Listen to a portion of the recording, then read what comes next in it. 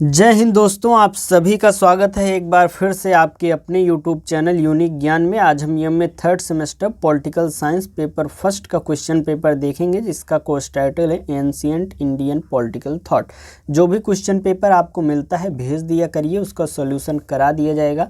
लोग जो है आप लोग कमेंट करते हैं कि सर प्लीज़ क्वेश्चन पेपर जो है सेंड करिए, उसका सॉल्यूशन आप कराइए, लेकिन आपसे ये बोला जाता है कि आपका जब भी पेपर हो जाए किसी भी यूनिवर्सिटी के हो, दिए गए व्हाट्सएप नंबर पर आप इसको शेयर कर दिया करिए, टेलीग्राम चैनल पर शेयर कर दिया करिए, जिससे उसका सॉल्यूशन कराया जा सके। तो आपका जब भी एग्जाम हो उसको भेज दिया करिए, जिससे आसानी से क्वेश्चन पेपर का सॉल्यूशन कराया जा सके। चलिए देखते हैं क्या क्या प्रश्न आए हैं, किस प्रकार के प्रश्न आए हैं। किसी एक बच्चे ने अभी ये भेजा हुआ है, पेपर सेकंड का, उसने बोला है भेजेगा, तो आप लोग भी जब भेजेंगे तभी तो सॉल्यूशन कराया जाएगा, क्योंकि अलग अलग यूनिवर्सिटी के क्वेश्चन पेपर पाना जो है आसान बात नहीं है। दूर दूर यूनिवर्सिटीज़ रहती हैं, तो जो आप लोग भेज देते हैं वही आपको सॉल्व कराया जाता है। तो चलिए देखते हैं। सबसे पहले अभी तो ज़्यादा क्वेश्चन आ रहे हैं, प्लीज़ सॉल्यूशन कराइए, मोस्ट इंपॉर्टेंट क्वेश्चन बताइए। तो आपके लिए तैयारी करने का, रिवीजन करने का बेहतरीन एक प्रकार से वीडियो लेक्चर का सीरीज लाया जा रहा है, जिसमें सबसे पहले आपको प्रीवियस ईयर क्वेश्चन पेपर का सॉल्यूशन कराया जाएगा, जिससे आपको पता चले कि इन टॉपिक से प्रश्न ज़्यादा आ रहे हैं, कौन से टॉपिक्स मोस्ट इंपॉर्टेंट हो जाते हैं। फिर आपको एक वीडियो लेक्चर दी जाएगी, लगभग 30 से 40 प्रश्न उसमें कराए जाएंगे। मोस्ट इंपॉर्टेंट क्वेश्चन वीडियो रहेगी, उसमें मोस्ट एक्सपेक्टेड जो क्वेश्चंस रहें, मोस्ट इंपॉर्टेंट जो क्वेश्चंस हैं वो आपको कराए जाएंगे। बेहतरीन रिवीजन आपकी एकमात्र वीडियो में करा दी जाएगी, तो अच्छे से रिवीजन करते रहें। जो बिल्कुल भी कुछ नहीं पढ़े उनके लिए तो अच्छा है ही, एकदम बेहतरीन तैयारी हो जाएगी। जो पढ़े हुए हों उनको तो एक प्रकार से रामबाण रिवीजन का कार्य करेगा। तो चलिए देखते हैं किस प्रकार के प्रश्न आए हुए हैं। तो आप क्वेश्चन पेपर फिर से मैं बोल दे रहा हूँ, आप भेज दिया करिए, जिससे सॉल्यूशन कराया जा सके। जैसे ये मैं फर्स्ट सेमेस्टर में जब एग्ज़ाम हुआ था, बहुत से बच्चों ने क्वेश्चन पेपर भेजा हुआ था, बहुत अच्छा कार्य किया था और उसका सॉल्यूशन अच्छे से कराया गया और अच्छी तैयारी भी हुई। आप लोगों ने कमेंट किए, हाँ सर आपसे ही हमने तैयारी की थी, नेक्स्ट आप जो है सेमेस्टर के कराइएगा। तो क्वेश्चन पेपर हम जो पाते हैं उसको करा देते हैं। बाकी मोस्ट इंपॉर्टेंट क्वेश्चन तो हम आपको बताएंगे ही आपके एग्ज़ाम से पहले। आप परेशान मत होइए, आपको लगता है कि जो है तैयारी ही नहीं कराई जाएगी, ऐसा कुछ नहीं है। तो चलिए देखते हैं। सबसे पहला प्रश्न क्या है, कौटिल्य के राज्योत्पत्ति संबंधी विचार बताएं। कौटिल्य ने जो राज्योत्पत्ति संबंधी विचार अपना प्रस्तुत किया था उसके विषय में हमें बताना है। सबसे पहले हम पूरा क्वेश्चन पेपर देखेंगे, उसके बाद इसका सॉल्यूशन करेंगे। दूसरा प्रश्न क्या है, मनुस्मृति की रचना किसने की, इसमें कितने संस्कार बताए गए हैं। तीसरा प्रश्न, according to the Shukra Niti how many kinds are there of a king. Shukra Niti के अनुसार राजा के कितने प्रकार बताए गए हैं। व्हाट इज़ द वैदिक ट्रेडिशन और वैदिक कल्चर, वैदिक परंपरा या वैदिक संस्कृति क्या है, इसको हमें बताना है। पांचवा प्रश्न, what are the duties of a king in Ramayana period. Ramayana काल में राजा के क्या कर्तव्य बताए गए हैं। लघुत्तरी प्रश्न में हमारा पहला प्रश्न है, जैन धर्म के मुख्य सिद्धांत बताएं, क्या वे आज के जीवन में प्रासंगिक हैं। सातवां प्रश्न है, बौद्ध धर्म के 5 नियम क्या हैं बताइए। आठवां प्रश्न है, discuss the saptanga theory of Kautilya. Kautilya के सप्तांग सिद्धांत का वर्णन कीजिए। दीर्घ उत्तरी प्रश्न में हमारा पहला प्रश्न है, discuss the contribution of the Kautilya in political theory. राजनीतिक सिद्धांत में कौटिल्य के योगदान की व्याख्या करें। 10वां प्रश्न, discuss the nature and function of the state according to the ancient thinker Shukra. प्राचीन विचारक शुक्र के अनुसार राज्य की प्रकृति एवं कार्य की विवेचना करें। 11वां प्रश्न, right A short note on the Manusmriti and women education. Manusmriti एवं नारी शिक्षा पर संक्षिप्त टिप्पणी लिखिए। 12वां प्रश्न है, Mahabharata is an ancient Indian epic where the main story revolves around the branches of a family. Discuss. Mahabharata एक प्राचीन भारतीय महाकाव्य है जिसमें मुख्य कथा एक परिवार की शाखाओं के बीच घूमती। व्याख्या कीजिए। What is the importance of Ramayana in our life. Ramayana का हमारे जीवन में क्या महत्व है। ये आपके पूरा क्वेश्चन पेपर हो गया। किस प्रकार से प्रश्न आए हैं आपने देख लिए। देखिए, जो आप क्वेश्चन पेपर भेजते हैं उसको साफ क्लीन पिक में भेजा करिए।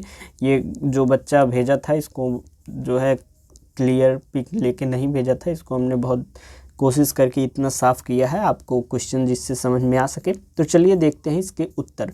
सबसे पहला प्रश्न हमारा क्या था, कौटिल्य के राज्य उत्पत्ति संबंधी विचार क्या थे। कौटिल्य ने राज्य की उत्पत्ति को व्यवस्था और सुरक्षा से एक प्रकार से जोड़ा हुआ था। उनके मुख्य विचार में आता है सबसे पहली जो अवस्था रहती है प्रारंभिक अवस्था, उसमें समाज अराजक था। लोग मत से अन्याय, बलवान कमजोर को खाता से पीड़ित थे। इस अराजकता को समाप्त करने के लिए लोगों ने राजा की स्थापना की। राजा को कर या शुल्क देकर लोग सुरक्षा और न्याय प्राप्त करते हैं। राज्य का आधार स्वाधीनता, सुव्यवस्था और कर व्यवस्था और दंड नीति राज्य का आधार कौटिल्य ने माना हुआ था। राजा जो उस समय हुआ करते थे उसके मुख्य कार्य क्या क्या बताए थे उन्होंने। सबसे पहला कार्य है धर्म पालन, दूसरा है रक्षा, तीसरा है न्याय, चौथा प्रजा कल्याण और पांचवा है प्रशासन चलाना। ये सभी जो है राजा के मुख्य कार्य कौटिल्य ने बताए हुए थे। निष्कर्ष के तौर पर हम देखें तो कौटिल्य जो है राज्योत्पत्ति को सामाजिक अनुबंध और दंड नीति पर आधारित जो है वह मानता है। दूसरा प्रश्न क्या था, मनुस्मृति की रचना किसने की और इसमें कुल कितने संस्कार थे। मनुस्मृति की रचना किसने की थी, महर्षि मनु द्वारा मानी जाती है। कभी कभी मनु और भृगु को संयुक्त रचनाकार भी कहा जाता है। संस्कार कितने होते हैं, मनुस्मृति के अनुसार मनुस्मृति में मनुष्य के जीवन के 16 संस्कार, खोडस संस्कार जो है वह बताए गए हैं।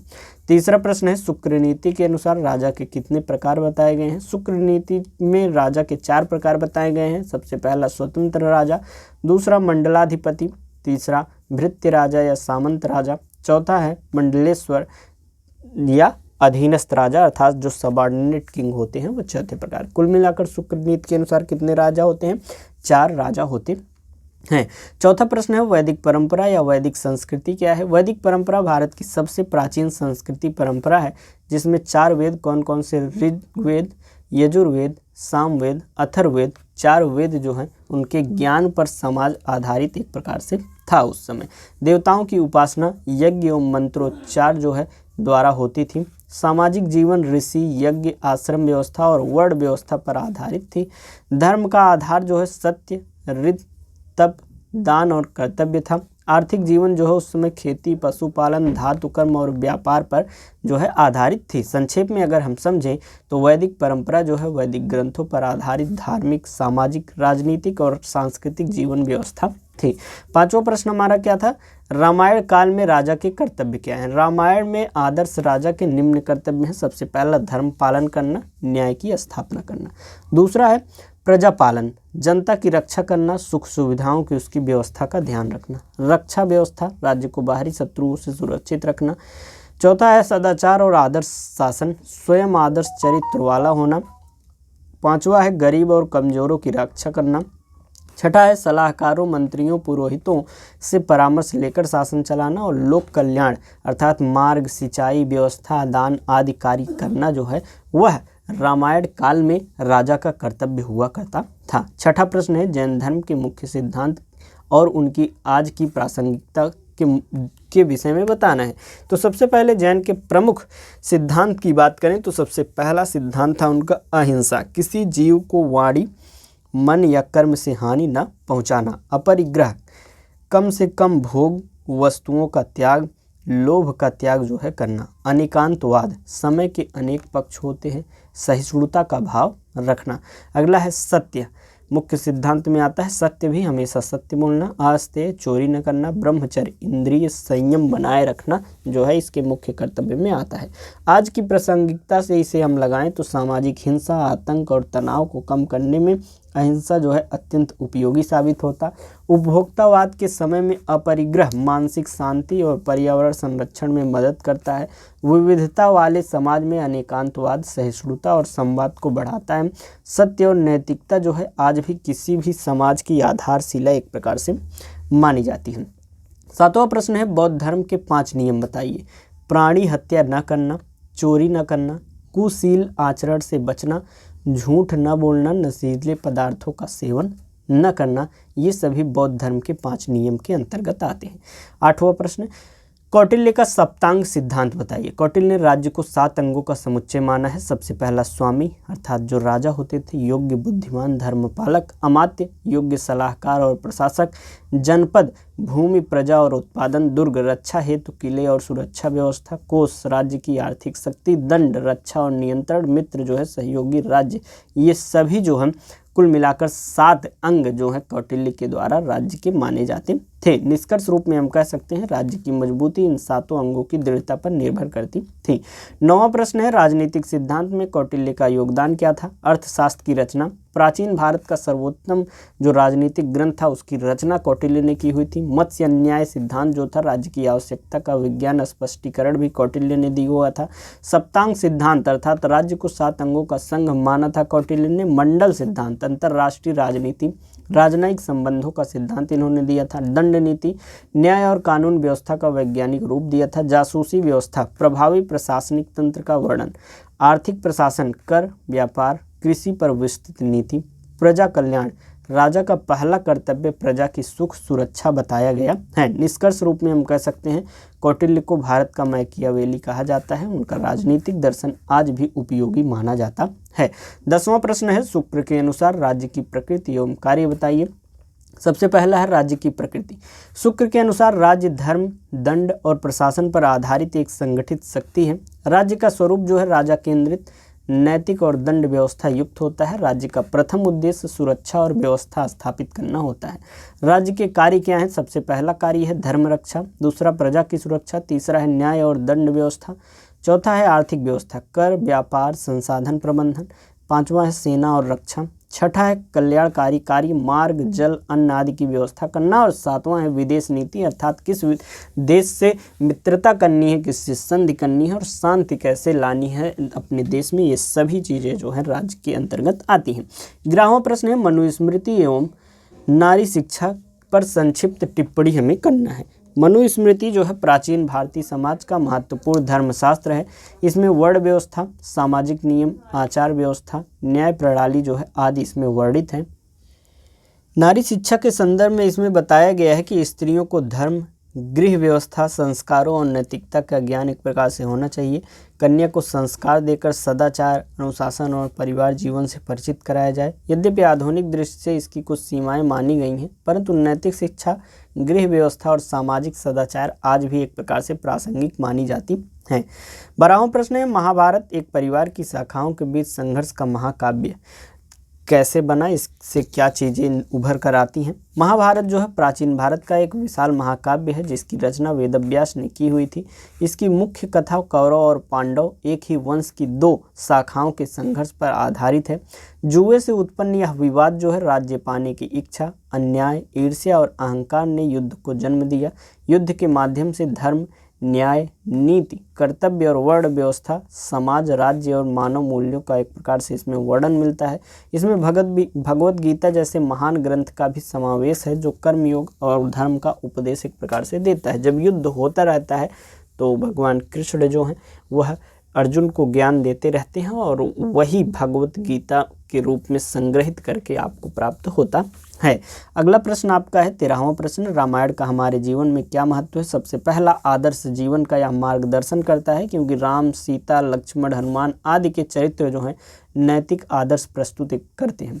कर्तव्य बोध क्या है अर्थात पुत्र का क्या कर्तव्य है, भाई का क्या कर्तव्य है, पति का क्या है, राजा का क्या है, इन हर भूमिकाओं में आदर्श कर्तव्य इसमें देखने को हमें मिलता है। तीसरा है धर्म और सत्य का पालन, अन्याय का दमन और सत्य की स्थापना। चौथा है परिवार और समाज व्यवस्था, माता पिता का सम्मान, दाम्पत्य आदर्श और बंधुत्व में देखने को मिलता है। पांचवा है नेतृत्व और शासन, राम राज्य आज भी आदर्श शासन प्रणाली माना जाता है। साहस और समर्पण, हनुमान, सीता, लक्ष्मण आदि के चरित्र जो है प्रेरणा देते हैं। नैतिक शिक्षा, लोभ, क्रोध, अहंकार के परिणाम और सदाचार का महत्व दिखाते हैं। इस प्रकार से आपका पूरा क्वेश्चन पेपर जो है उसका सॉल्यूशन कराया गया।